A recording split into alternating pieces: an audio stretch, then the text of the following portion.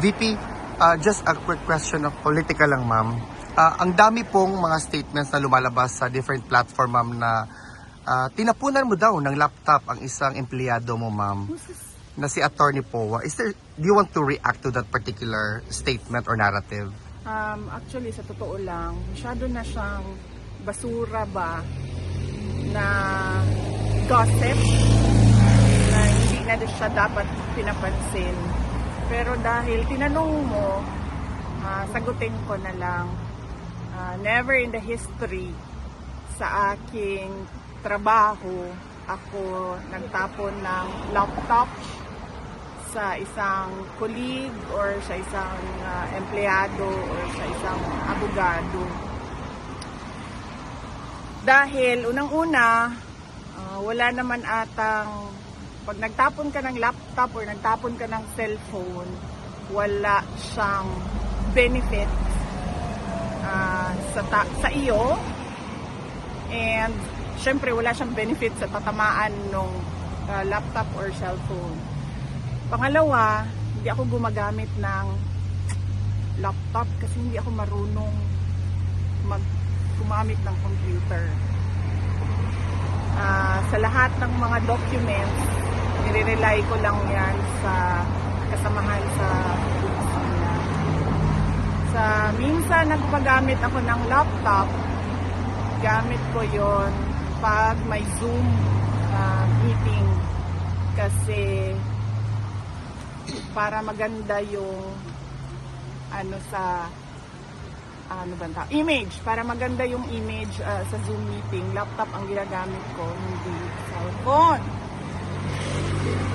Sunod ay yung laptop ko, personal ko siya na laptop, binili ko siya, mahal siya, and hindi ko siya itatapon basta-basta kasi nasisira siya at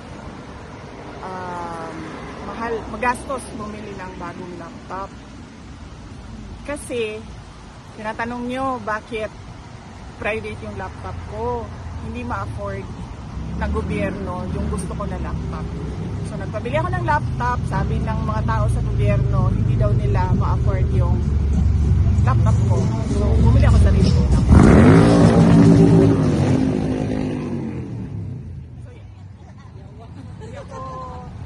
Nagtatapon ng gamit, kahit anong gamit sa ibang tao. And pangalawa, hindi ko tatapon yung laptop ko dahil personal ko yun. Pag nasira yun, ako din yung gagasto sa bibili ng bago. Pero sabi ko nga, basura siya na chismis. Na tulad ng in relation to sa pinag-usapan natin kahapon, mga ginagawa ng mga kalaban na misinformation or disinformation para guluhin ang kwento at paboran yung naratiba na gusto nilang ipalabas. Parang ano ba ang gusto nilang ipalabas na naratiba? Baliw ako? Ano pa ba? Bobo ako? Pro-China ako? Pa ba? Competent, malabas din yan sa kanila. Dati nagsasabi sila brat ako, pero ewan ko, tumitigil na sila ngayon. Unstable, ma'am. Oh yeah, baliw nga, unstable. So yun yung sinasabi ko. Basura na siya, pero syempre dahil nako-consume siya sa social media para paboran yung narrative na gusto ng kalaban. Ayun pala, corrupt, magnanakaw.